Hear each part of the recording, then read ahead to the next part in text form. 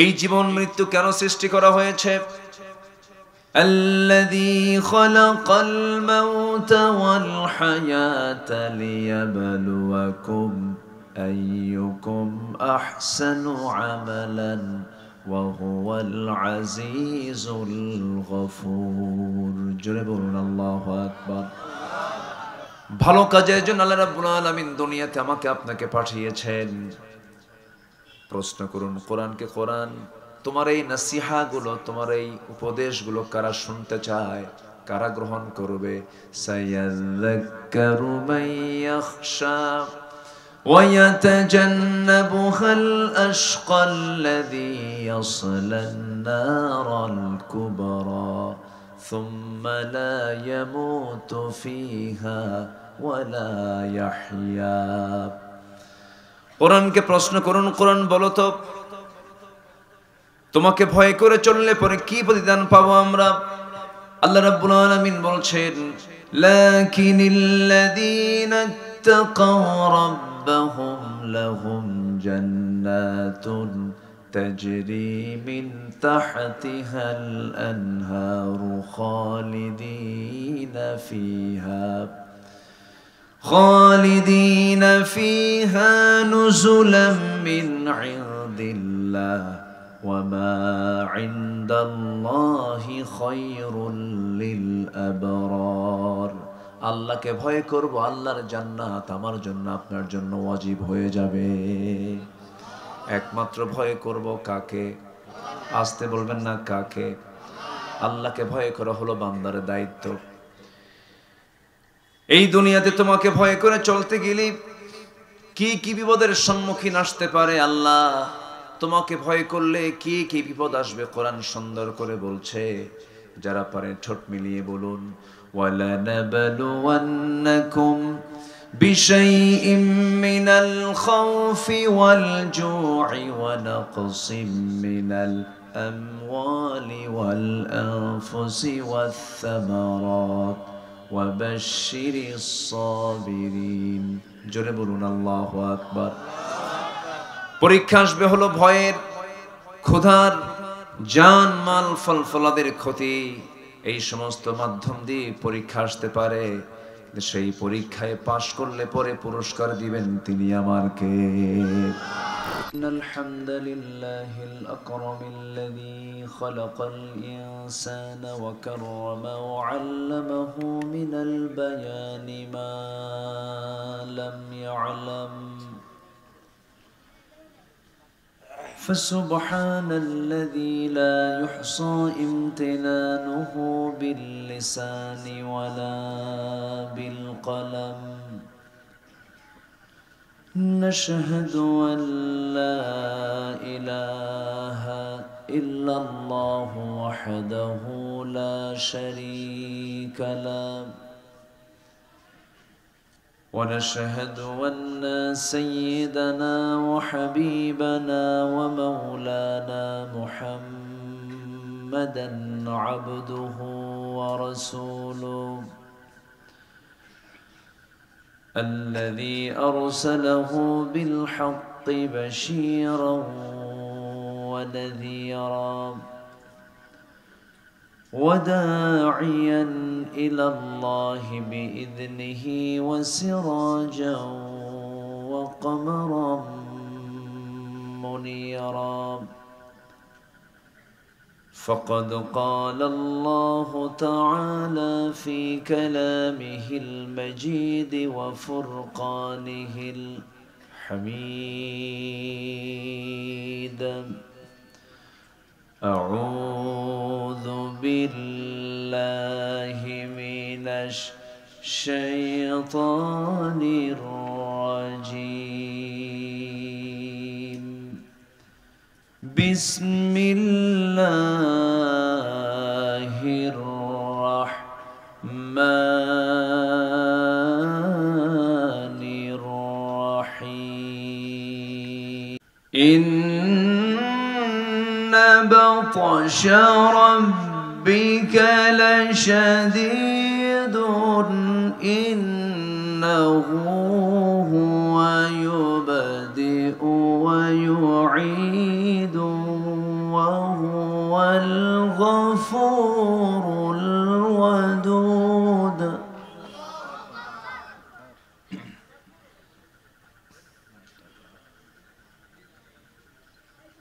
وهو الغفور الودود ذو العرش المجيد فعال لما يريد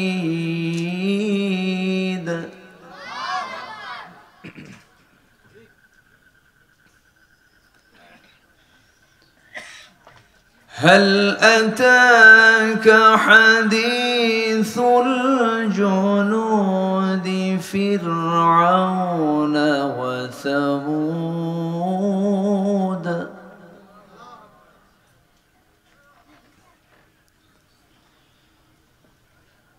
بل الذين كفروا في تكذيب والله من ورائهم محيط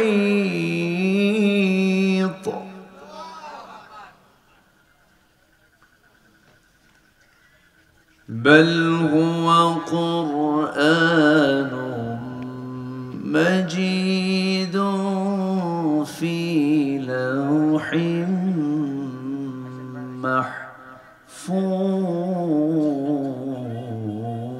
محفوظ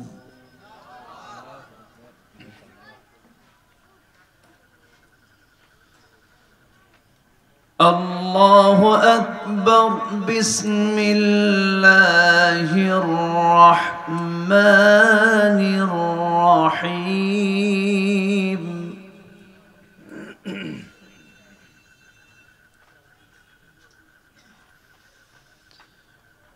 إن الله وملائكته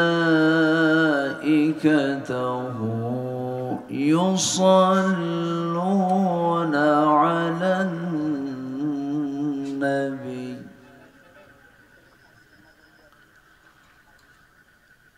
يا أيها الذين آمنوا صلوا عليه وسلموا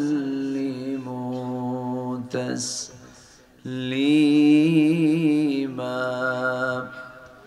اللهم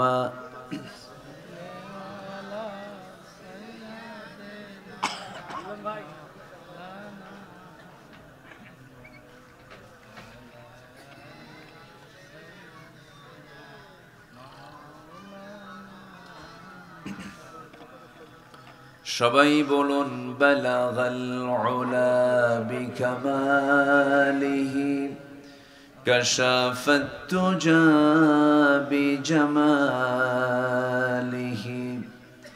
হাসনাত জামিউ খিসালিহি সাল্লু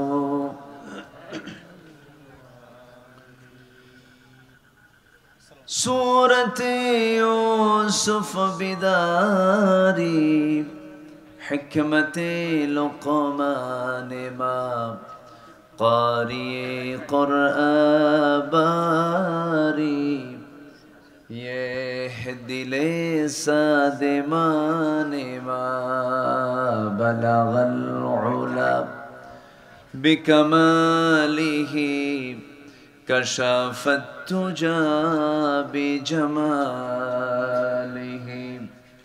حسنت جميع خصاله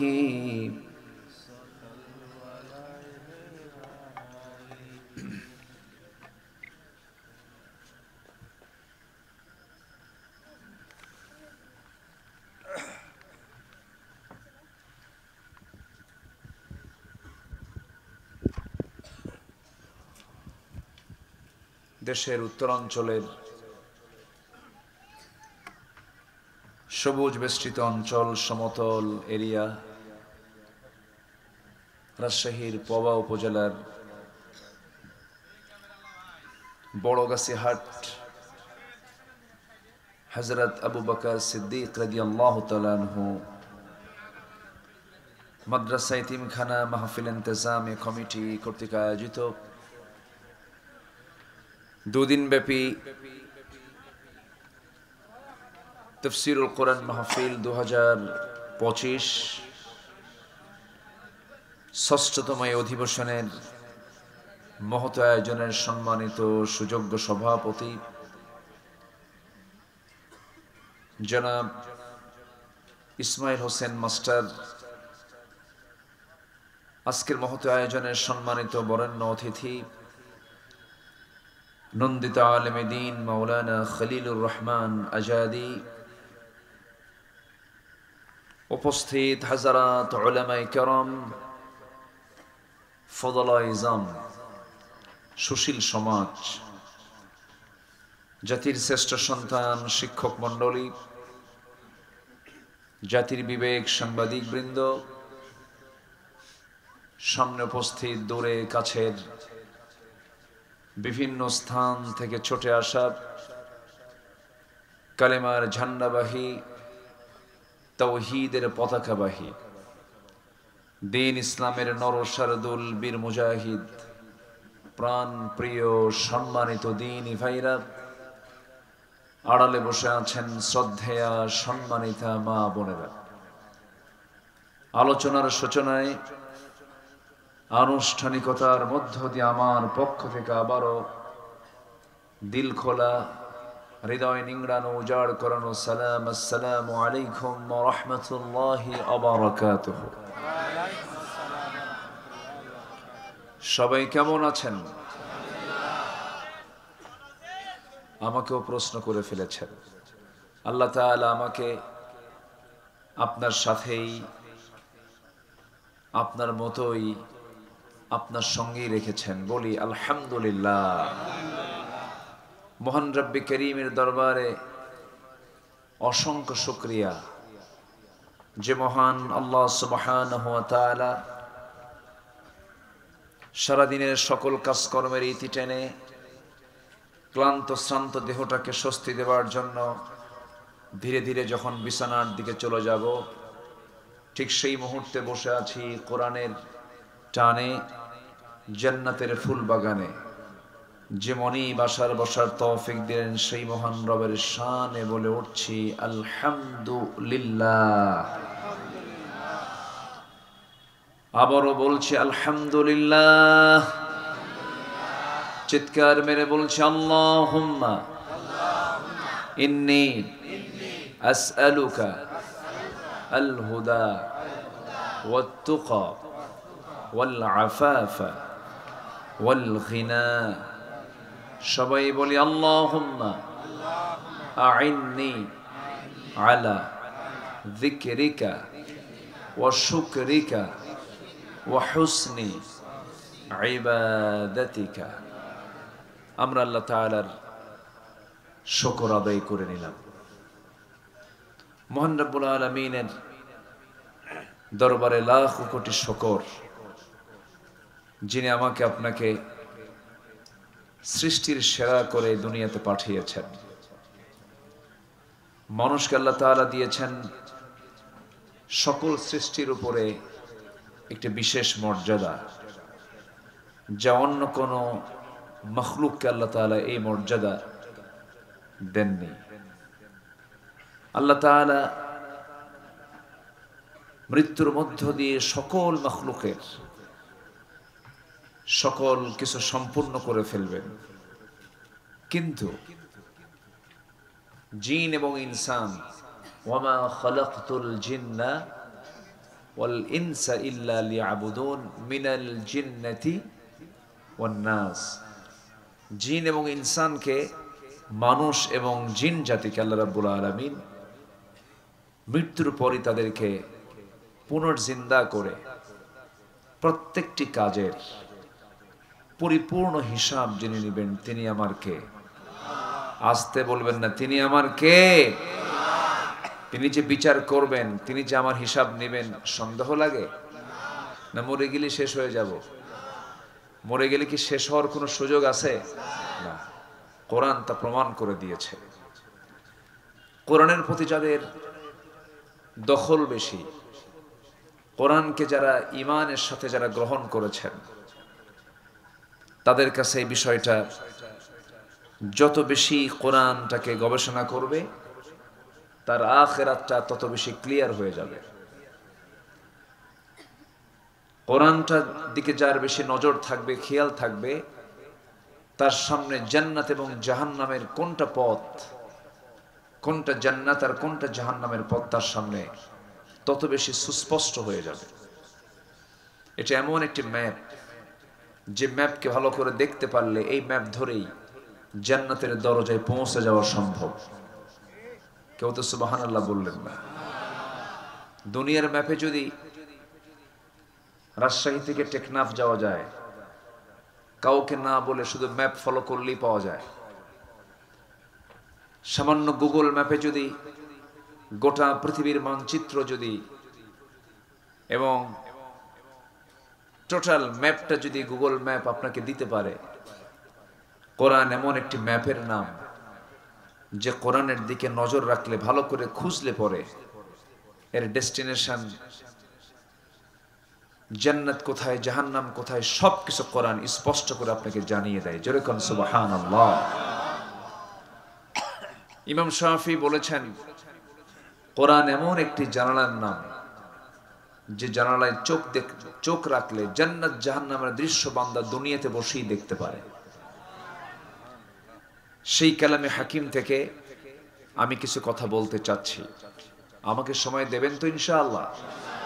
কারো কোনো কষ্ট নাই তো? কত প্রশ্ন আপনি কোরআনকে করবেন, আপনি ক্লান্ত হয়ে যাবেন। আপনার প্রশ্ন ফুরাবে কিন্তু কোরআন থেকে জবাব ফুরাবে না। জোরে বলি সুবহানাল্লাহ। সব দিকে কথা কোরআন বলেছে, সব দিকের কথা। আপনি কোন দিকের কথা চান? আপনি কোরআনকে একটু প্রশ্ন করুন, কোরআন বলো তো সমগ্র জগৎ কে সৃষ্টি করেছে? কোরআন সুন্দর করে জবাব দিচ্ছে। আল্লাহ রাব্বুল আলামিন বলেন, আল্লাহু খালিকু কুল্লি শাইইন ওয়া হুয়া আলা কুল্লি শাইইন ওয়াকিল। সূরা জুমার ৬২ নম্বর আয়াত আল্লাহ রাব্বুল আলামিন বলেন, তিনি সেই মহান প্রভু যিনি সকল কিছু সৃষ্টি করেছেন। কোরআনকে প্রশ্ন করুন, কোরআন তুমি বলো তো মানুষকে কেন সৃষ্টি করা হয়েছে, মানুষকে সৃষ্টির মূল লক্ষ্যটা কি? কোরআন সুন্দর করে জবাব দিচ্ছে। যারা পারেন ঠোঁট মিলিয়ে বলুন, ওয়ামা খালাকাতুল জিন্না ওয়াল ইনসা ইল্লা লিয়াবুদুন। জোরে বলুন আল্লাহু আকবার। এই জীবন মৃত্যু কেন সৃষ্টি করা হয়েছে?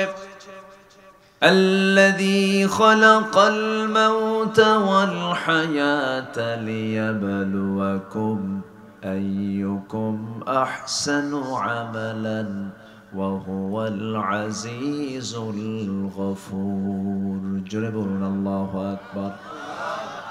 ভালো কাজের জন্য আল্লাহ রাব্বুল আলামিন দুনিয়াতে আমাকে আপনাকে পাঠিয়েছেন। প্রশ্ন করুন কোরআনকে, কোরআন তোমার এই নসিহা গুলো, তোমার এই উপদেশগুলো কারা শুনতে চায়, কারা গ্রহণ করবে? সায়াযাক্কারু মান ইয়াখশা ওয়া ইয়াতাজান্নাবুহাল আশকাল্লাযী ইয়াসলান নারাল কুবরা সুম্মা লা ইয়ামুতু ফিহা ওয়া লা ইয়াহইয়া। কোরআনকে প্রশ্ন করুন, কোরআন বলো তো তোমাকে ভয় করে চললে পরে কি প্রতিদান পাবো আমরা? আল্লাহ রাব্বুল আলামিন বলছেন, লাকিনিল্লাযীনা ইত্তাকাও রাব্বাহুম লাহুম জান্নাতুন তাজরি মিন তাহতিহাল আনহারু খালিদিনা ফিহা নুজুলাম মিন ইনদিল্লাহ وما عند الله خير للأبرار।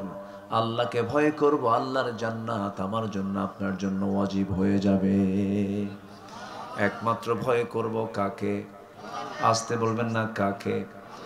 আল্লাহকে ভয় করা হলো বান্দার দায়িত্ব।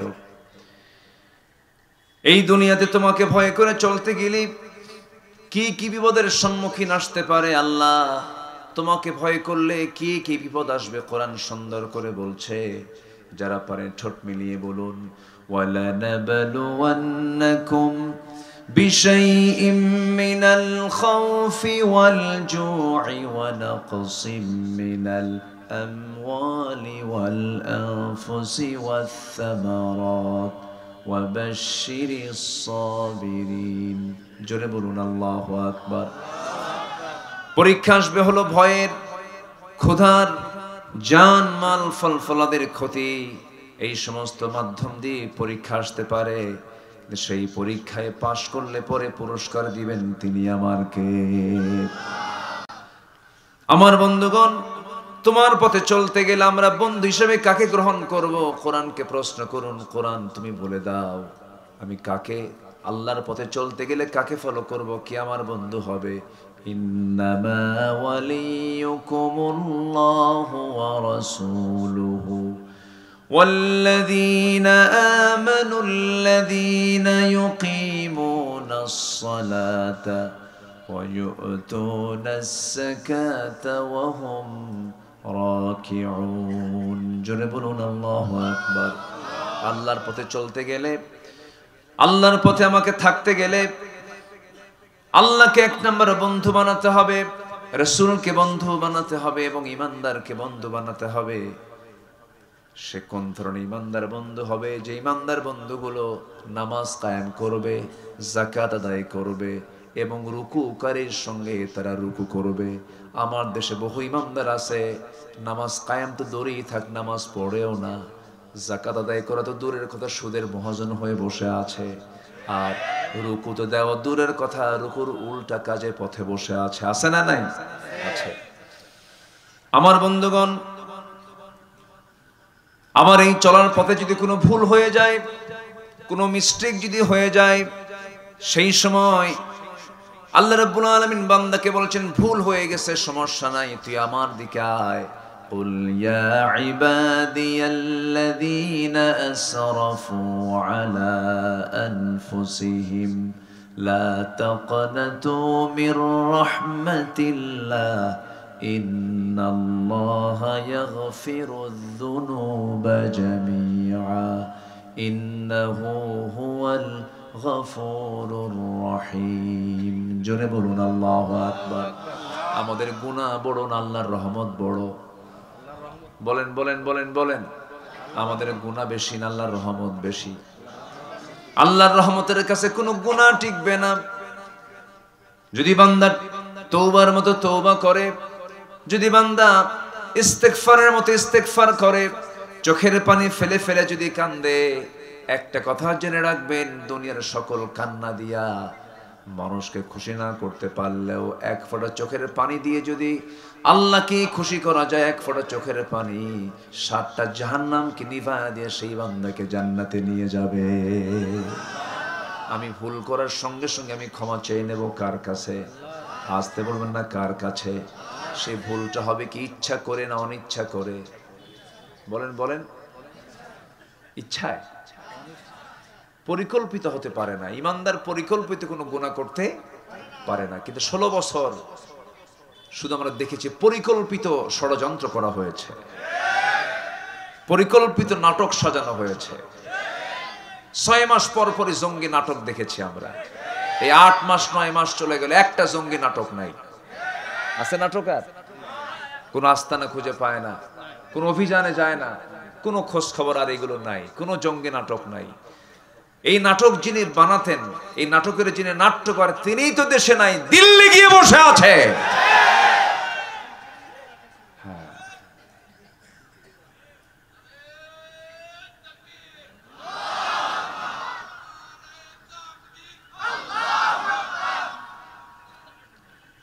সম্মানিত ভাইয়েরা,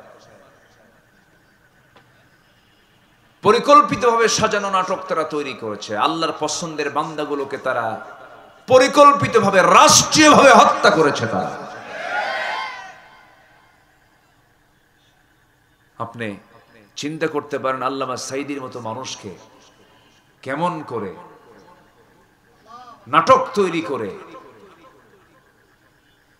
কারাগার থেকে বের করে হসপিটালে নিয়ে ইনজেকশন পুশ করে দুনিয়া থেকে বিদায় করা হয়েছে। এরকম করে একটা দুইটা নয়, ফেরাউন খুন করেছিল 40,000 শিশু, আর এরা 16 বছরে খুন করেছে 60,000 মানুষকে। এগুলো নাটক। এই নাটকের বুদ্ধিদাতা হলো মিস্টার ইবলিস। আস্তে কন কেন? এই বুদ্ধি কে দিয়েছিল? ইবলিস বুদ্ধি দিয়েছিল। ইবলিসের বুদ্ধিতে চলার কারণে আর হজম করতে পারে নাই, সব দৌড় মারছে, কেউ নাই। খাইছে বেশি, যে মশা বেহুশ হয়ে খায়, যে মশা, কিছু মশা আছে খুব স্মার্ট মশা, পরে কখন টেরও পাওয়া যায় না। স্মার্ট মানে আপনার চোখে পড়ার আগে ওর মানে চামড়ায় বসাও শুরু, খাওয়াও শুরু, যাওয়াও শেষ। আপনি দেখেনি না, পরে দেখেন যে কি চুলকায় কেন, ফুলে গেল কেন, মানে মশা নাই কিন্তু খায় চলে গেছে। স্মার্ট মশা। আর কিছু মশা আছে হলো মানে এত খাদক, যখন বসছে ঠিক আছে, কিন্তু অমাপা খায়। দেহের যে ওজন তার চাইতে ওজন বেশি হলো মশা। আল্লাহ তাআলা এই জন্য মশার উদাহরণ আজ থেকে ১৫০০ বছর আগে দিয়েছেন। মশার উদাহরণ, মাযা আরাদাল্লাহু বিহাযা মাসালা। তোমার আল্লাহর কাজ নাই কেমনে আল্লাহ মশার উদাহরণ কোরআনের মধ্যে দিল কেন? এই জাতীয় প্রশ্ন যখন করা হলো, কিন্তু আল্লাহ তাআলা তার এই উদাহরণ দিতে কি আল্লাহর কোনো কারো কাছে কৈফিয়ত দেওয়া লাগবে? আর মশা কি ছোটখাটো কোনো বিষয় না। আজকের এই প্রযুক্তির যুগেও সামান্য মশার কামড়ে মানুষ মরে যায়, তাই না? লেটেস্ট একটা রোগ যেটা, সেটা হলো কি এডিস মশার কামড়ে কি হয়? ডেঙ্গু। ডেঙ্গু হয়েছে যার, পঙ্গু হয়েছে সে, এই মশার কামড়ে। তো মশা যখন মানুষের চামড়ায় বসে, চামড়ায় বসার সঙ্গে সঙ্গে সে আগে কি করে? আগে হুল ফুটায় না, আগে চতুর্দিকে অ্যানেস্থেসিয়া করে, অবশ করে এরপর আপনাকে সাইজ করে। আগে তুই টের পাবি, তোর বাপও টের পাবে না। আগে অ্যানেস্থেসিয়া করে এরপরে সে তার হুলটা ফুটায়, পরিমাণ মতো খেয়ে, যেটা স্মার্ট, সে উঠে চলে যায়। কিন্তু কিছু মশা আছে বেহুশ, খাইতে খাইতে কোনো হুঁশ থাকে না, দেহের চাইতে ওর রক্তের পরিমাণ পেটে নেওয়া বেশি হয়ে যায়, আর নড়তে পারে না, উঠতেও পারে না, সিথে পড়ে জায়গায় মরে। এই 16 বছর যারা ছিল ক্ষমতায়, বেহুশের মতো খাইছে, পালানোর রাস্তা খুঁজে পায় না। সিলেট দিয়ে যাইতে চাইছিল কালামানিক, সিলেট বাসে একদম বিসি আউট করে দিছে। জানেন না আপনারা? জানেন না এগুলো? জানেন না? আল্লাহ ছাড় দেন, ছেড়ে দেন না। এই জন্য জুলুম করা যাবে না। আমরা জুলুম করব না, জোরে বলে ইনশাআল্লাহ। জুলুম করলে একদম সোজা ডাইরেক্ট তাকে ধরে ফেলেন কে? আল্লাহ ধরে ফেলেন। জুলুমের কাতারে যাওয়া যাবে না, জুলুম করতে পারবো না আমরা। ইমানদার কখনো জুলুম করতে পারে না। ইমানদারের সঙ্গে জুলুম শব্দটা যায় না। ইমানদার জুলুমকে উৎখাত করে সেখানে শান্তি প্রতিষ্ঠা করবে, হককে প্রতিষ্ঠা করবে। ইমানদার কখনো জালিম হতে পারে না, ইমানদার কখনো ফাসিক হতে পারে না, ইমানদার কখনো মুশরিক হতে পারে না। আমার বন্ধুগণ, এই জন্য আমরা কোরআনের সঙ্গে ধারণা দেব, কোরআনকে মানব। জীবনের এক জায়গায় না, সব জায়গায় বলুন, আসতে বলবেন না, এক জায়গায় না, সব জায়গায়। আল্লাহ রাব্বুল আলামিন কোরআনকে আংশিক মানতে বলেন নাই, কোরআনকে পরিপূর্ণরূপে মানতে বলেছেন। আফাতুমিনুনা বিবা'দিল কিতাব ওয়া তাকফুরুনা বিবা'দ। কিতাবের কিছু অংশ মানবে, আর কিছু অংশ মানবে না। এর ফলাফল হলো ইল্লা খিজিয়ুন ফিল হায়াতিদ দুনিয়া, দুনিয়ার জিন্দেগিতে তুমি লাঞ্ছিত হবে, লাঞ্ছিত জীবন যাপন তোমার জন্য উপহার হয়ে যাবে, এবং আখিরাতের জিন্দেগিতে তুমি ক্ষতিগ্রস্তদের অন্তর্ভুক্ত হয়ে যাবে। এই জন্য আমার বন্ধুগণ, কোরআনকে মানার শর্ত হলো আংশিক না পুরোপুরি, অর্ধেক না পুরোপুরি। কোরআন তেমন একটি বিধানের নাম যার একটি হরফকে যদি আপনি অমান্য করেন ঈমানটা চলে যাবে।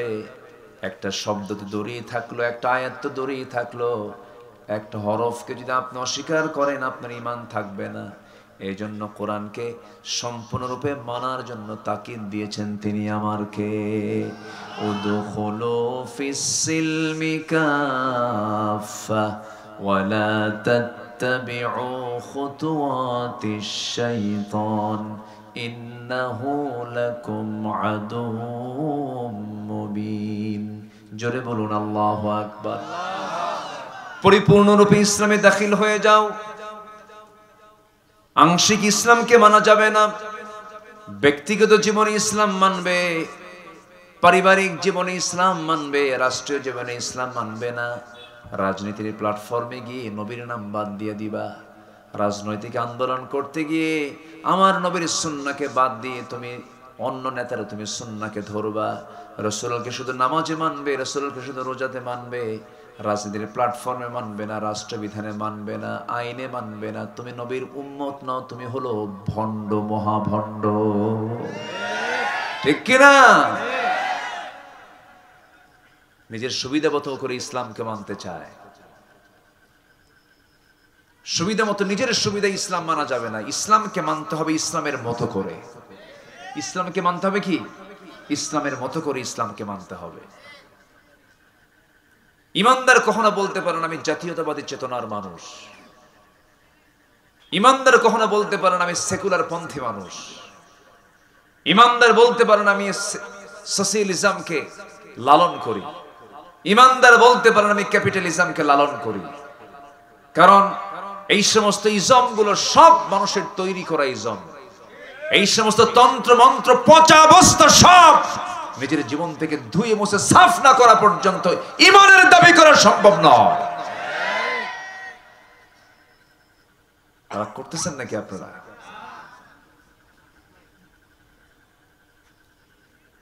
আমার দল ইসলামী মূল্যবোধের দল, এই সমস্ত কথা অনেকেই বলে। আমরা ধর্মীয় মূল্যবোধে বিশ্বাসী। ধর্মীয় মূল্যবোধে বিশ্বাসী তো ইসলামী দল করো না কেন? হ্যাঁ, কি রাগ করতেছেন নাকি আপনারা? রাগ করলেও কি করবো ভাই, আমাকে সত্য কথা বলতে হবে তো। আপনি বলছেন আমি ধর্মীয় মূল্যবোধে বিশ্বাসী। ধর্মীয় মূল্যবোধে যদি আপনি বিশ্বাসী হন, ইসলামী মূল্যবোধে যদি বিশ্বাসী হন, আপনার দলের নাম তো ইসলামী দল হবে না, আপনার দলের নাম হবে ইসলামী দল।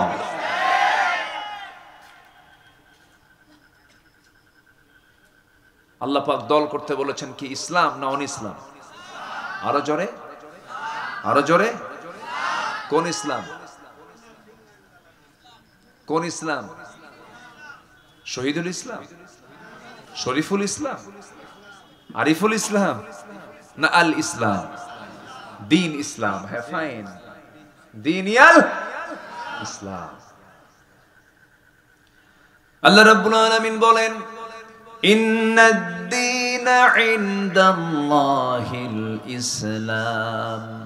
আল্লাহর নিকট মনোনীত দিন একটাই, মনোনীত দল একটাই, মনোনীত জীবন বিধান একটাই, মনোনীত জীবন ব্যবস্থা একটাই, তার নাম হলো, জোরে বলেন কি? ইসলাম। ইসলামকে আমরা সব জায়গায় মানবো, জোরে বলি ইনশাআল্লাহ। আমরা কি সফল হতে চাই না ব্যর্থ হতে চাই? বলেন, সফল না ব্যর্থ? আমরা কেউ কি ফেল করতে চাই? পরীক্ষার হলে যারা অংশগ্রহণ করে, যারা যায়, যারা ছাত্র, যারা শিক্ষার্থী, কেউ কি নিয়ত করে চায় যে আমি ফেল করতে যাচ্ছি? সবার চিন্তা কি? পাশ করা। পাশ করার জন্যই হলে যাচ্ছি, পরীক্ষা দিতে যাচ্ছি। কিন্তু এরপরেও কিছু ফেল করে কিনা বলেন? ফেল করে। লাভ লস তো কিছু হয়, কিন্তু এই যে ছাত্র ফেল করলো, এই ছাত্র ফেল করার পেছনে দায়ীটাকে? ছাত্র নিজে না অন্য কেউ? ভালো করে বলবেন। কোন শিক্ষক কি চায় কোন ছাত্র ফেল করুক? কেউ চায় নাকি? কেউ কিন্তু চায় না। কোন শিক্ষকের চিন্তা এটা থাকে না। ছাত্র ফেল করে ছাত্রের দোষে। আল্লাহ রাব্বুল আলামিন বলছেন, বান্দারে কখনো তুমি ফেল করবে না যদি আমার মত পথকে যদি মেনে চলো, আমার পথ পন্থাকে তুমি যদি ফলো করতে পারো, তোমার কোনো ব্যর্থতা আসবে না, তোমার কোনো ফেল আসবে না। আল্লাহ রাব্বুল আলামিন কোরআনে কারীমের বিভিন্ন জায়গায় সফল হবে কারা, সফলতা পাবে কারা, তাদের ব্যাপারে বিভিন্ন জায়গায় বিভিন্ন সুন্দর করে বিভিন্ন আঙ্গিকে তিনি কথা বলেছেন। আল্লাহ রাব্বুল আলামিন সূরাতুল বুরুজের ভিতরে সুন্দর করে বলে দিচ্ছেন সফল কারা। দেখো 9টা পয়েন্ট আমি সফলতার দিকগুলো তুলে ধরতে চাচ্ছি। নাম্বার 1 হলো ইন্নাল্লাযীনা আমানু ওয়া আমিলুস সালিহাত লাহুম জান্নাতুন তাজরি মিন তাহতিহাল আনহার যালিকাল ফাওজুল কাবীর। জোরে বলুন আল্লাহু আকবার। সফলতার 2টা শব্দ কোরআনে আসছে। সফলতার 2টা শব্দ কোরআনে আসছে। এক নাম্বার হলো ফাইজুন, ফাউজুন, আর একটা হচ্ছে মুফলিহুন, তুফলিহুন, আফলাহ। এই শব্দগুলো আসছে। আল্লাহ রাব্বুল আলামিন বলেন নাম্বার 1 হলো সফল কারা। 9টা দিক যাদের মধ্যে পাওয়া যাবে তারাই হবে সফল। এর মধ্যে 1 নাম্বার দিক হলো ঈমান এনেছে যে এবং সৎ আমল করেছে যে।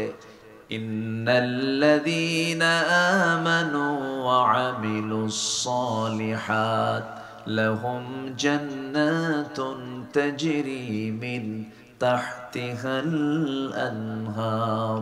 জোরে বলুন আল্লাহু আকবার। ঈমান যারা আনবে এবং নেক আমল যারা করবে তাদের জন্য ক্ষণিকের জান্নাত নয়, তাদের জন্য চিরস্থায়ী জান্নাতের বন্দোবস্ত আমার আল্লাহ তাআলা রেখে দিয়েছেন। শর্ত হলো ঈমানও আনতে হবে, নেক আমলও করতে হবে। আমার দেশে ঈমানদার লোক বেশি না নেক আমলওয়ালা লোক বেশি? বলে আমার দেশে ঈমানদার লোক বেশি না নেক আমলের লোক বেশি? বলে আমলের লোক বেশি না ঈমানদারের লোক বেশি? ঈমানদার বেশি না আমলওয়ালা বেশি? হ্যাঁ, আমি কিন্তু খুব ক্রিটিক্যাল প্রশ্ন করেছি। আমার দেশে আমলওয়ালা বেশি না ঈমানদার বেশি? নামাজ না পড়ুক কিন্তু ঈমান আছে, এই লোকগুলো ওঠে কেন আমি বুঝলাম না। এই ভাইজান বসেন বসেন বসুন, নড়াচড়া করছেন কেন? এটা কি জনসভা শুধু বলেন তো? এটা কি প্রচলিত ট্র্যাডিশনাল কি? এটা কি জনসভা? না, এটা একটি ইবাদতের জায়গা। বলি আলহামদুলিল্লাহ। এখন এটা কিসের জায়গা হয়ে গেছে বলেন তো? ইবাদতের জায়গা। এই জায়গার কোন শৃঙ্খলা ভঙ্গ যদি আপনার দ্বারা হয়ে যায়, বিশেষ করে কোরআনের মাহফিলে আপনার দ্বারা যদি কোনো শৃঙ্খলা ভঙ্গ যদি হয়ে যায়, ফেরেশতা যদি এটাকে নোট করে ফেলে যে শৃঙ্খলা ভঙ্গ হিসাবে নোট করা হলো, বলেন তো বিচার আছে কিনা? বলেন হ্যাঁ আছে কিনা? আছে কিনা বিচার? বলেন তো। এই সাবধান, বি কেয়ারফুল। মাহফিলকে সফল করার দায়িত্ব একার না সবার? এটাকে সফল করলে পরে আমাকে খুশি হয়ে পুরস্কার দিবেন কে? আল্লাহ তাআলা। আপনি চলে গেলে তো মাহফিল সফল হবে না। বসেন। তাহলে আমার দেশে আমল ওয়ালা বেশি না ঈমানদার বেশি? ঈমানদার বেশি। আমল দরকার নাই। বাপ হাজি মানুষ, আমি হাজি সাহেবের ছেলে, আছে কিনা বলেন? আচ্ছা, আমার দাদা মুসলমান, আমার বাপ মুসলমান, আমিও মুসলমান, আল্লাহ আমারে জান্নাত না দিয়ে যাবে কোথায়? এই সমস্ত পুঁজি নিয়ে জান্নাতে যাওয়া যাবে না। জান্নাতে যাওয়ার পুঁজি এগুলো না। জান্নাতে যাওয়ার পুঁজিগুলো কি কি? আল্লাহ রাব্বুল আলামিন কোরআনে কারীমের ভিতরে বিভিন্ন জায়গায় ক্লিয়ার করে বলে দিয়েছেন, জান্নাত পাওয়ার জন্য বংশের পরিচয় দিয়ে জান্নাত পাওয়া যাবে না। বংশের পরিচয় দিয়ে যদি জান্নাত পাওয়া যেত, আবু লাহাব বহু আগে জান্নাত পেয়ে যেত। বংশের পরিচয় দিয়ে যদি জান্নাত পাওয়া যেত, আবু জেহেলও জান্নাত পেয়ে যেত। কারণ নবীর বংশের নাম কুরাইশ, আবু জেহেলের বংশের নামও কুরাইশ। বাবার পরিচয় দিয়ে যদি ছেলে জান্নাত পেয়ে যেত, অবশ্যই নূহ আলাইহিস সালাতু ওয়াস সালামের ছেলে কেনান সে জান্নাত পেয়ে যেত। আবার সন্তানের পরিচয় দিয়ে যদি বাবা জান্নাত পেয়ে যেত, অবশ্যই আজর জান্নাত পেয়ে যেত। ইব্রাহিম আলাইহিস সালাতু ওয়াস সালাম বাবা আজর জান্নাত পেয়ে যেত। বাবার পরিচয় দিয়ে ছেলে জান্নাত পাবে না, ছেলের পরিচয় দিয়ে বাবা জান্নাত পাবে না, বংশের পরিচয় দিয়ে কেউ জান্নাত পাবে না। জান্নাত পাওয়ার জন্য শর্ত হলো ঈমান এবং নেক আমল। ঈমান আছে, নেক আমল নাই, কোনো মূল্য নাই। আবার আমল আছেন, ঈমান নাই, তাও মূল্য নাই। দুটাই লাগবে বলে দিয়েছেন তিনি আমার কে? আল্লাহ রাব্বুল আলামিন সেই জন্য বলছেন, ঈমান যদি আনতে পারো, নেক আমল যদি ভালো করে করতে পারো, আমি আল্লাহ তোমাকে এমন সুন্দর জান্নাত দেব যে জান্নাতের নিচ দিয়ে নহর প্রবাহিত, নদী প্রবাহিত। জোরে কোন সুবহানাল্লাহ। রাজশাহী কোন নদীর তীরে? বলেন বলেন বলেন। পদ্মা নদী, আনহার। জান্নাতটাও আল্লাহ পাক রেখে দিয়েছেন নদীর তীরে, যার নিচ দিয়ে নদী প্রবাহিত। যেখানে জান্নাতের বর্ণনা সেখানে আল্লাহ পাক নহরের কথা বলেছেন। সে জায়গায় থাকবে হলো শুধু পানির নহর নয়, 4টা নহর থাকবে। কেউ কি একটু সুবহানাল্লাহ বলবেন না ভাই? সবাই কি জান্নাত চান না? সবাই কি জান্নাত চান? 4টা নহর থাকবে সেই জায়গায়। এর মধ্যে আল্লাহ রাব্বুল আলামিন 1 নম্বরে জান্নাতের কথা বলেছেন, যে নহরের কথা বলেছেন। পানির নহর থাকবে, শরাবের নহর থাকবে, মধুর নহর থাকবে, দুধের নহর থাকবে। আল্লাহ রাব্বুল আলামিন দুধটাও দুনিয়াবাসীর জন্য দিয়ে দিয়েছেন, মধুটাও আল্লাহ রাব্বুল আলামিন দুনিয়াবাসীর জন্য দিয়ে দিয়েছেন, পানিটাও দিয়ে দিয়েছেন। আরেকটা হলো শরাব। সেই শরাবটা স্পেশাল শরাব। দুনিয়ার মদ খেলে পরে লিভার পচে যায়, সেন্সলেস হয়ে যায়, মস্তিষ্ক বিকৃত হয়ে যায়। কিন্তু জান্নাতের যে শরাব আল্লাহ রাব্বুল আলামিন দিবেন, যা পান করলে পরে যৌবন শক্তি ডাবল ডাবল হয়ে যাবে। এবং আল্লাহ রাব্বুল আলামিন ওই শরাবের মধ্য দিয়া ওই জান্নাতের যুবকটাকে চির যৌবন তাকে দিয়ে দিবেন। জোরে কোন সুবহানাল্লাহ। আর দুনিয়ার শরাব খেলে কি হয়? তাল না মাতাল? তাল না মাতাল? মাতাল। মদ খায় রাত 3টার দিকে দরজার কাছে এসে বলে, বউকে ডাক দিচ্ছে। বউ তো টের পাইছে, এত জোরে ডাকে, খাইছে তো কিছু অবশ্যই। দরজা খোলার সাহস পায় না, বড় ছেলেকে ডাক দিয়ে বলে, বাজান তোর বাপ আসছে, দরজায় ডাকতেছে, আমি তো একা যেতে পারতেছি না, তুই আয় সাথে। বড় একটা ছেলেকে সাথে নিয়ে দরজার কাছে এসে দরজা খোলা মাত্রই ডাবল বোতল খাইছে। চোখ বড় বড় বানায়া বউয়ের দিকে তাকায়া বলে, আম্মা আসসালামু আলাইকুম। বউ মনে মনে কয়, হাই রে, কোন কোন তালে পড়লাম।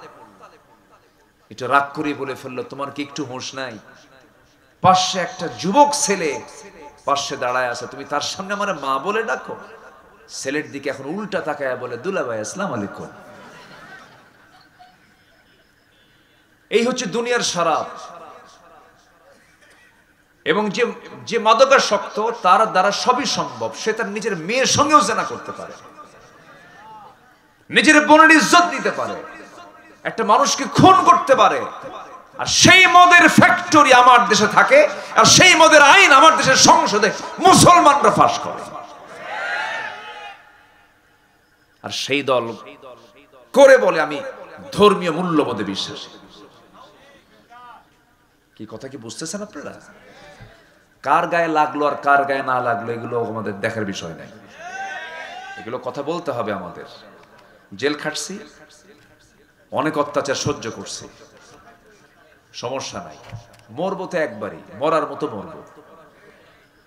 বাতিলদের সামনে মাথা নত ইমানদার কখনো করতে চায় না, করতে পারেও না, ঠিক কিনা? বহু আন্দোলন হয়ে গেছে। 71-এ জাগছিলাম, এ জাতি জাগছিল না 71-এ, এর আগে জাগছিল 47-এ। 24-এর জুলাই আন্দোলন আমাদের সন্তানরা করে সফল হয়েছে, ভালো কথা।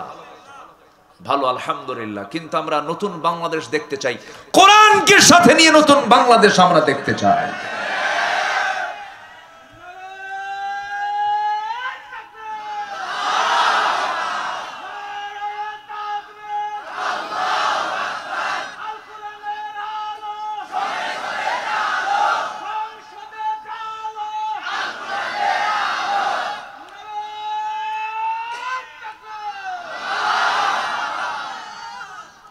আমার দেশের নেতৃত্ব আজ পর্যন্ত 54 বছরের যারাই ছিল তারা এক একটা বড় বড় চিটার, ঠিক কিনা? ধোঁকাবাজ। নির্বাচন আসলেই বলতো আমি আল্লাহাস, কুতকুতনে চুলকানি খাউজারি। নির্বাচন আসলেই বলতো আমি একজন ধর্মীয় মূল্যবোধে বিশ্বাসী। নির্বাচন আসলেই বলতো আগামী নির্বাচনে যদি আমরা আপনাদের জনসমর্থন পাই তাহলে মদিনার সনদে দেশ চালাবো। দেখছেন কত বড় মিথ্যুক চাবাবাজ। অনিসলামী দলের নেত্রী কয় মদিনার সনদে দেশ চালাবো। মদিনার সনদে দেশ চালায় নাই, মোদির সনদে দেশ চালিয়েছে ওরা।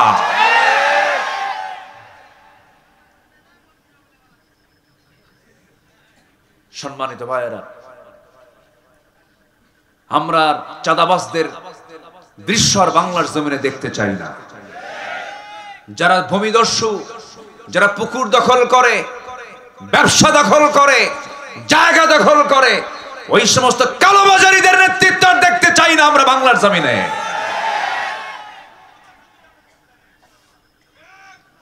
আমরা সজাগ থাকলে, আমি জেগে উঠলে দেশ বিজয় অবশ্যই হবে। জোরে বলি ইনশাআল্লাহ।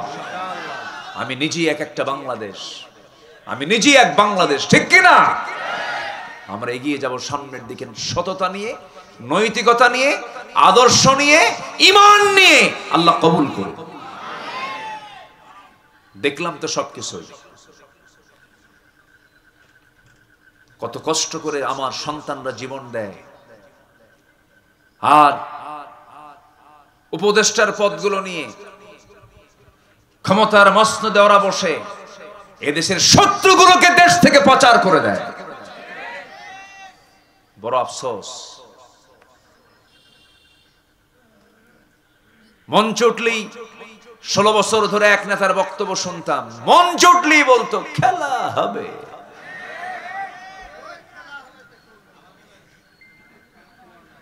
শোনেন নাই? শোনেন নাই? মানুষ এত নিচু হয় কেমনে? সম্মানিত ভাইয়েরা, সম্মানিত বন্ধুগণ, অহংকারকে চূর্ণ করে দেন তিনি কে? অহংকার বান্দার দ্বারা হতে পারে কিভাবে? বলে এই দেশ আমার বাপ স্বাধীন করছে। বলে নাই? বলছে কিনা বলেন? বলে যে কোটা আন্দোলন করলো ছাত্ররা, বললো যে না আমাদের মেধার যাচাই হওয়া দরকার। জবাবে বললো রাজাকারের নাতিপুতিরা চাকরি পাবে। এগুলো কি বিনয়ের কথা না অহংকারের কথা? হ্যাঁ, আপনার দৃষ্টিতে বাপ অপরাধী হতে পারে, সন্তানকে কি সেই অপরাধের দায় করা যায়? ব্যক্তির অপরাধ ব্যক্তিকেই চাপিয়ে দিতে হবে, ব্যক্তির অপরাধকে আর অন্য কারো উপরে চাপিয়ে দেওয়া যাবে। সম্মানিত ভাইয়েরা, সফল হওয়ার জন্য কিচ্ছু লাগবে না। সফল হওয়ার জন্য 1 নাম্বার লাগবে হলো ঈমান। কি লাগবে বলেন? আরো জোরে বলেন, কি লাগবে? সাইয়েদনা ওমর ফারুক ছিলেন শাসক, কিন্তু সাথে লাগাতে হবে ঈমানদার শাসক, ঠিক কি না? কি শাসক বলেন? ঈমানদার শাসক। আমার দেশে অনেক পরিবর্তন হয়ে যেত, অনেক আগেই হয়ে যেত যদি আমরা একটা শাসক শুধু না বসায় যদি ঈমানদার শাসক বসাতাম। কি শাসক বসাতাম বলেন? ঈমানদার। ঈমানদার শাসক কাকে বলে? সাইয়েদনা ওমর ফারুকের দিকে তাকান, ঈমানদার শাসক কাকে বলে? সাইয়েদনা আবু বকর রাদিয়াল্লাহু আনহুর দিকে তাকান, ঈমানদার শাসক কাকে বলে? সাইয়েদনা ওসমান জিন্নুরাইনের দিকে তাকান। ঈমানদার শাসক কাকে বলে? সাইয়েদনা আলীর দিকে তাকান। কি তাদের শাসন কার্য ছিল, কি তাদের সুন্দর করে খেলাফত পরিচালনা ছিল। তারা এই শাসনটাকে বিশাল জবাবদিহিতা মনে করে আখিরাতে জবাব দিতে হবে এই বিষয়ে খুব স্পর্শকাতর মনে করে তারা এই দায়িত্বগুলো পালন করেছেন। সাইয়েদনা ওমর ফারুক রাদিয়াল্লাহু আনহু একদিন আবেগ আপ্লুত হয়ে বলছেন, ও আমার ভাইরা, ফোরাতের তীরে যদি একটা কুকুর অনাহারে মারা যায়, ইরাকের রাস্তা খারাপের কারণে গর্তের মধ্যে যদি উটের পা পড়ে, যদি উটের পা ভেঙে যায়, উটের পা কেন ভাঙলো, কুকুর কেন অনাহারে মারা গেল, কিয়ামতের দিন এই উট নিয়ে, এই কুকুর নিয়ে এটার জবাব দিতে হবে আমার আল্লাহর আদালতে। কি তাদের চিন্তা ছিল! প্রথম খলিফা সাইয়েদনা আবু বকর সিদ্দিক রাদিয়াল্লাহু তাআলা আনহু যখন খেলাফতের দায়িত্ব পেলেন, ইন্তেকাল করেছেন মুহাম্মদ সাল্লাল্লাহু আলাইহি ওয়াসাল্লাম। তিনি যখন দুনিয়া থেকে বিদায় নেবেন, জামাতে নামাজ পড়তে পারছেন না। জামাতে নামাজ পড়ার জন্য যে শক্তি দরকার, সেই শক্তিটুকু আমার নবীর দেহে ছিল না। আজান শুনেছেন, বেলাল আজান দিয়েছেন, তিনি ওঠার চেষ্টা করছেন, মাথা চক্কর মেরে পড়ে যেতে লাগলেন। আমাদের আম্মা জান আয়েশা সিদ্দিকা রাদিয়াল্লাহু তাআলা আনহা তাকে ধরে ফেললেন, বলছেন, ইয়া রাসূলুল্লাহ, আপনার মনে হয় জামাতে নামাজ পড়তে পারবেন না, গায়ে কোনো শক্তি নাই। নবীজি বলছেন, আয়েশা রে, বিষক্রিয়া শুরু হয়ে গেছে আমার দেহের ভিতরে। ইহুদিরা আমার খাদ্যের মধ্যে যে বিষ ঢুকিয়ে দিয়েছিল, তার বিষক্রিয়া আমার দেহে এখন শুরু হয়ে গেছে, প্রচন্ড কষ্ট হচ্ছে আয়েশা, আমি মনে হয় বাঁচবো না। আজান তো দিল আমার বেলাল, নামাজের ওয়াক্ত চলে এসেছে, আমার মুসাল্লায় কে দাঁড়াবে? আয়েশা, তুমি আমার পক্ষ থেকে জানিয়ে দাও, আমার মুসাল্লায় আমার দায়িত্ব পালন করার জন্য আমি কাউকে মনোনয়ন দিলাম না, আমার আবু বকর যেন আমার দায়িত্ব পালন করে নাই, মানে পরবর্তী খেলাফতের দায়িত্ব আমার আবু বকরই পালন করবে। নামাজের নেতৃত্ব দিবে যে, দেশের নেতৃত্ব দিবে সে। তাহলে শাসক হবে, নামাজেরও ইমাম, রাষ্ট্রেরও। আমার দেশে কি দুই ডিপার্টমেন্ট না, ব্যক্তি হবে একজন আর জায়গা দুইটা, নামাজ এবং রাষ্ট্র, ইমাম এবং রাষ্ট্র। রাষ্ট্র এবং ইমাম কি ব্যক্তি কয়জন হবে? একজন। কাজ কয়টা? দুইটা। নামাজের দায়িত্ব যিনি পালন করবেন, রাষ্ট্রের দায়িত্ব তিনি পালন করবেন। আমার নবী তাই শিখিয়ে গেছেন। মদিনার তিনি ইমাম ছিলেন, আবার রাষ্ট্রেরও তিনি নেতা ছিলেন, আবার তিনি চিফ জাস্টিস ছিলেন, তিনি বিচার কার্য ফায়সালা করতেন। এক ব্যক্তি বিচারক, এক ব্যক্তি ইমাম, আর একই ব্যক্তি হলেন কি? শাসক। আবু বকর সিদ্দিক রাদিয়াল্লাহু তাআলা আনহু যখন শুনতে পেলেন নবীজি তাকে ইঙ্গিত করেছেন, নবীর মুসাল্লায় তিনি দাঁড়িয়ে গেলেন, নামাজ শুরু করবেন। আকামত শেষ হয়ে গেছে, যখন তেলাওয়াতের সুরটা যখন চেঞ্জ হয়ে গেছে, নতুন ইমাম দাঁড়ায় গেছে, সাহাবায়ে কেরামদের মধ্যে কান্নার রোল পড়ে গেল, কান্নায় ভেঙে পড়ছেন সাহাবায়ে কেরাম। আহারে, সারা জীবন নামাজ পড়েছে যার পেছনে, আজকে তাকে পাচ্ছি না, সব হাওমাও করে কাঁদতেছেন। রাসূল বলছেন, আয়েশা, আমাকে একটু ধরো তো, আমাকে জানালার কাছে নিয়ে যাও। জানালার কাছে নিয়ে যাওয়া হলো। আমার নবীজি জানালার কাছে চলে গেলেন, তাকে ধরে রাখলেন। আম্মা জান আয়েশা সিদ্দিকা রাদিয়াল্লাহু তাআলা আনহা নামাজের দৃশ্যগুলো দেখতেছিলেন, কেমন করে আমার সাহাবীরা রুকু করে, সিজদা করে, সাহাবায়ে কেরামদের কান্নার আওয়াজ শুনে নবীজিও কান্নায় ভেঙে পড়লেন। চোখের কোনা বেয়ে বেয়ে টপ টপ করে পানি পড়া শুরু হলো, দুই গাল ভিজে গেল। আমার নবীজিকে আম্মা জান আয়েশা সান্ত্বনা দিয়ে বলছেন, ইয়া রাসূলুল্লাহ, আপনি কাঁদেন কেন? কান্নার তো কোনো কারণ নেই। আপনার সাহাবীরা আল্লাহর হক আদায় করছেন, নামাজ আদায় করছেন, তারা জামাতে জামাতে, আপনি কেন কান্নাকাটি করছেন? রাসূল বলেন, আয়েশা, মানুষ দুটার সময় বেশি কান্না করে, একটা হলো চরম দুঃখের সময়, আর একটা হলো চরম আনন্দের সময়। আল্লাহর কসম করে বলছে, আয়েশা রে, এখন এই মুহূর্তে আমার যে তুমি চোখে পানি দেখতেছো, আমার যে কান্না দেখছো, এটা আমার দুঃখের নয়, এটা আমার চরম আনন্দের চোখের পানি বের হচ্ছে। তুমি কি জানো আয়েশা, এই নামাজ কায়েমের সংগ্রাম করতে গিয়া তায়েফের ময়দানে আমাকে কাফেররা মারতে মারতে দাগ করে ফেলেছিল, রক্তাক্ত করে ফেলেছিল। আমাকে মেরে ফেলার জন্য সব আয়োজন সম্পন্ন করেছিল এই নামাজ কায়েমের জন্য। আয়েশা, উহুদের ময়দানে তারা দান্দান মোবারক আমার শহীদ করে দিয়েছে, দেখো দাঁত দুইটা নাই আমার। এই যে তায়েফের দাগে, তায়েফের আঘাতে গোটা শরীরটা আমার ক্ষত বিক্ষত হয়ে আছে, দুটা দাঁত ভেঙে গেছে উহুদের প্রান্তরে। ওরে আয়েশা, খন্দকের পরীক্ষা খনন করতে গিয়ে ওই যে আমার কোমরটা কুঁজো হয়ে গেছে, আজকে মৃত্যুর দিন পর্যন্ত, মৃত্যুর আগ পর্যন্ত আমি আমার কোমর সোজা করতে পারছি না।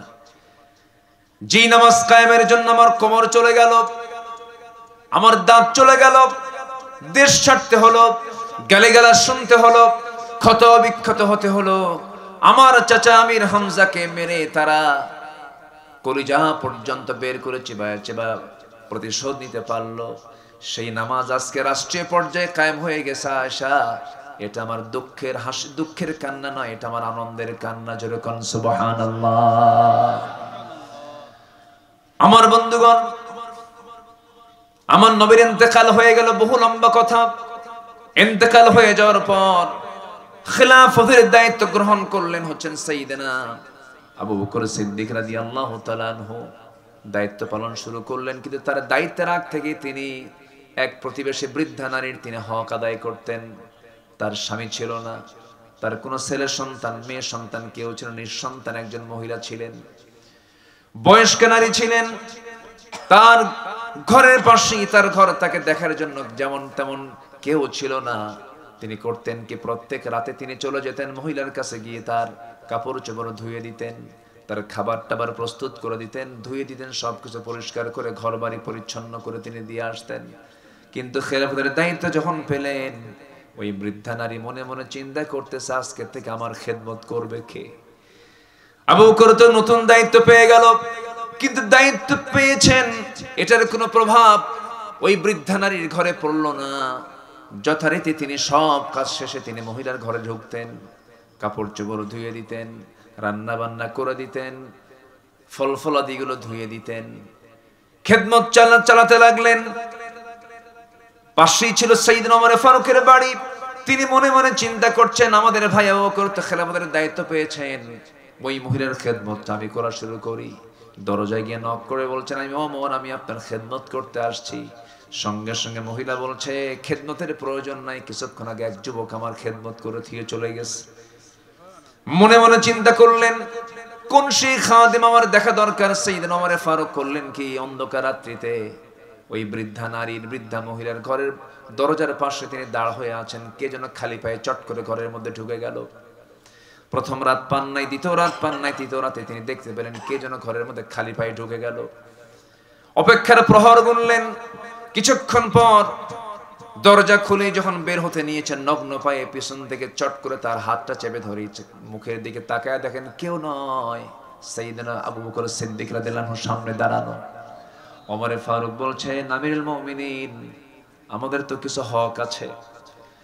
আপনি দিনের বেলা রাষ্ট্র চালাবেন, রাত্রিবেলা এত পরিশ্রম করবেন, আপনি তো বাঁচবেন না, অসুস্থ হয়ে পড়বেন।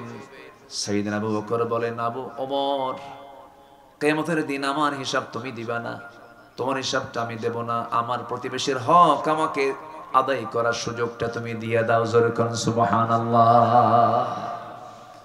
প্রত্যেক রাতে তিনি খালি পায়ে বের হতেন জনগণকে দেখার জন্য, প্রত্যেক রাত্রিতে খালি পায়ে বের হতেন। ওমর ফারুক একদিন তাকে দেখে ফেলেন, তিনি খালি পায়ে নগ্ন পায়ে হাঁটতেছেন। প্রশ্ন করছেন, সাইয়েদনা আবু বকর, খালি পায়ে হাঁটেন কেন? এই যে পাহাড়িয়া পথ, পাথরের পথ, পাথরের ধাক্কা লেগে, পাথরের সঙ্গে আঘাত লেগে পা থেকে রক্ত ফেটে, চামড়া ফেটে রক্ত বের হয়ে যাবে, আপনি তো অসুস্থ হয়ে পড়বেন।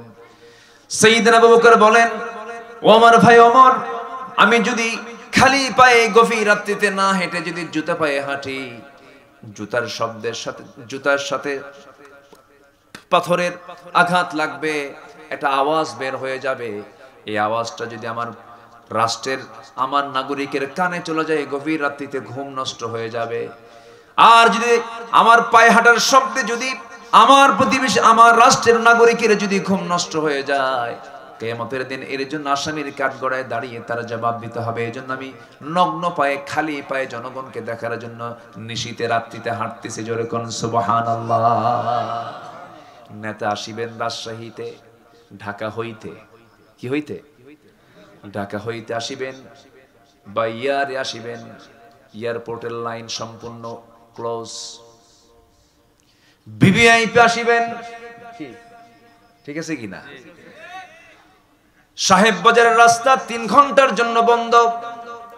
এয়ারপোর্টের লাইন পাবা থেকে আমচত্বর পর্যন্ত 3 ঘন্টা কোনো যানবাহন চলিবে না। ভিভিআইপি আসিতেছে, আছে নাকি?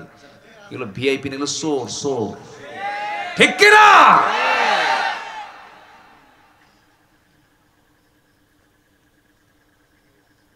সাইয়েদনা আবু বকর সিদ্দিক রাদিয়াল্লাহু তাআলা আনহু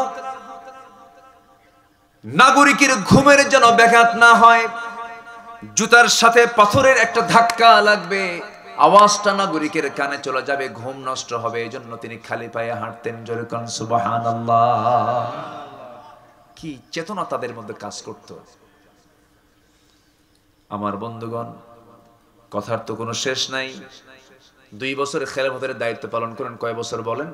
2 বছর। ইন্তেকাল করলেন। ওমর ফারুক রাদিয়াল্লাহু তাআলা খেলাফতের দায়িত্ব গ্রহণ করলেন। এখন তো এই মহিলার খেদমত করার জন্য কেউ নাই, তিনি ইন্তেকাল করেছেন। যেই দিন তিনি দায়িত্ব পেয়েছেন, সেই ওমর ফারুক সেই রাত্রিতে মহিলার ঘরে চলে গেছেন, দরজায় নক করেছেন। মহিলা জানে না প্রথম খলিফা ইন্তেকাল করেছেন। দরজায় নক করার সঙ্গে সঙ্গে দরজা খুলে গেছে। প্রয়োজনীয় সমস্ত খেদমতগুলো সম্পন্ন করলেন। সবকিছু ধুয়ে টুয়ে ক্লিয়ার করে তিনি ঘর থেকে বের হয়ে আসলেন। বুড়ি মহিলা খেজুর খেতে বসেছেন, পরিষ্কার করে দিয়ে তার সামনে খেজুরগুলো রেখে আসছেন ওমর ফারুক রাদিয়াল্লাহু তাআলা আনহু।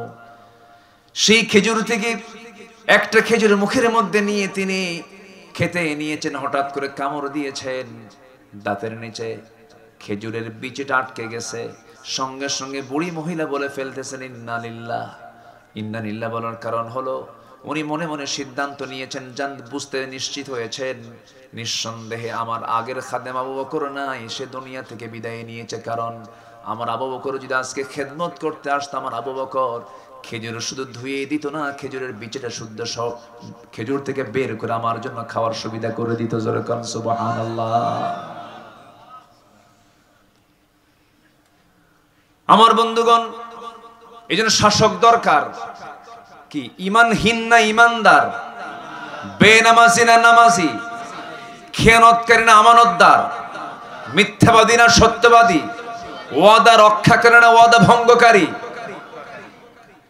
মনে থাকবে কথাগুলো, মনে থাকবে? সবার কি মনে থাকবে?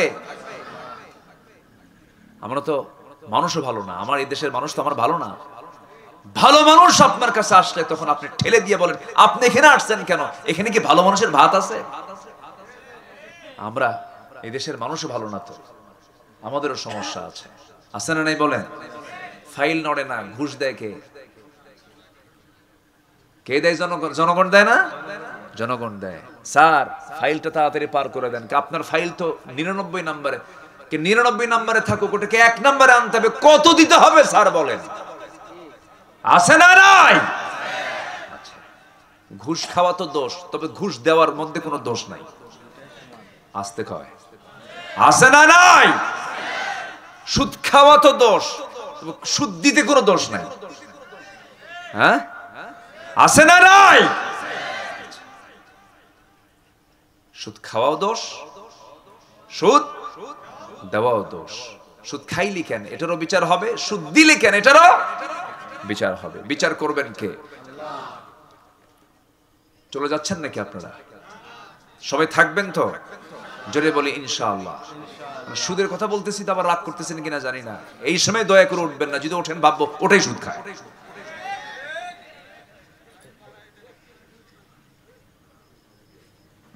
সুদ, সুদের মহামারী চলছে, সুদের মহামারী। এত সুদ আজকে আর সমাজে, আল্লাহ। তবে পবাতে মনে হয় সুদ নাই। পবাতে সুদ আছে? সুদের সম্পদ, সুদ দিয়ে গড়ানো সম্পদের মেয়াদ থাকে না, যে কোনো মুহূর্তে শেষ হয়ে যায়। এটা মাথায় রাখবেন। আল্লাহর কাছে এই জন্য বলতে হয়, আল্লাহ আমাকে বরকতময় রিজিক দাও। কি রিজিক বলেন? বলেন, জোরে বলেন, কি কি রিজিক? বরকতময়, বরকতে ভরা রিজিক তুমি আমারে দাও। হাজার হাজার কোটি টাকার মালিক, শান্তি নাই। ঘরে ঢুকলে বউ ঠিক নাই, মেয়ের দিকে তাকালে ওর চরিত্র ঠিক নাই, ছেলেটা ইয়াবা খায় শীত হয়ে পড়ে থাকে, আছে না নাই? ছেলে ইয়াবা খায়, মেয়ে নোংরামি করে, বউটা পরকিয়া করে, হাজার হাজার কোটি টাকার মালিক, ও নিজেও মদ খায় শীত হয়ে পড়ে থাকে। একই ছাদের নিচে, একই দেওয়ালে, একই ফ্ল্যাটে, একই বাড়িতে থাকে, কারোর সঙ্গে কারো কোনো সম্পর্ক নাই। এগুলো কি রিজেক? এগুলো কি বরকত? না। ঈমান আনবো, নেকামল করব, গোটা পরিবার, গোটা সমাজ, গোটা রাষ্ট্র বরকতে ভরপুর হয়ে যাবে। এই জন্য সফল হতে হলে আগে 1 নম্বর পুঁজি হলো ঈমান এবং আমল। ঈমান এবং, জোরে বলেন, ঈমান এবং আমল। আল্লাহ কবুল করুন, জোরে বলি আমিন। ঈমান আনা মাত্রই পরীক্ষা আসবে, কিন্তু পরীক্ষা দেব না ইনশাআল্লাহ? বলেন, পরীক্ষা দিতে রাজি আছি তো ইনশাআল্লাহ? ঈমান মানি হলো পরীক্ষার সম্মুখীন হতে হবে, পরীক্ষা দিতে হবে। আশাদ্দুন নাসি বালাউল আম্বিয়া সুম্মাল আমসাল ফাল আমসাল। এই দুনিয়াতে যত বড় বালা মুসিবত আসছে, এর মধ্যে সবচেয়ে বেশি বালা মুসিবতের সম্মুখীন হয়েছেন আম্বিয়া কেরাম। আপনি কোন নবীর দিকে তাকাবেন, তার বালা নাই, মুসিবত নাই? নূহ আলাইহিস সালাতু ওয়াস সালাম মারতে মারতে তাকে রক্তাক্ত করে রাস্তায় ফেলে দিয়ে যেত, কিন্তু তার দাওয়াত বন্ধ হতো না। তিনি কেমন করে দাওয়াত দিয়েছেন, ইন্নী দাআউতু কওমি লাইলাও ওয়া নাহারা। তিনি দিনে এবং রাত্রিতে কালিমার দাওয়াত দিয়েছেন। 900 বছর। কত বছর বলেন? 900 বছর। ইসলাম কবুল করেছে মাত্র 80 জন মানুষ। 80 থেকে 90 জন মানুষ ইসলাম কবুল করেছে। আমার বন্ধুগণ, তার দাওয়াত বউ পর্যন্ত গ্রহণ করে নাই, তার দাওয়াত সন্তান পর্যন্ত গ্রহণ করে নাই। ইমরাত নূহ, ইমরাত লূত, বউটা পর্যন্ত ঈমান আনে নাই, ছেলে পর্যন্ত ঈমান আনে নাই। কিন্তু এখানে এর মানে কি আল্লাহর নবীর দাওয়াত ব্যর্থ না সফল?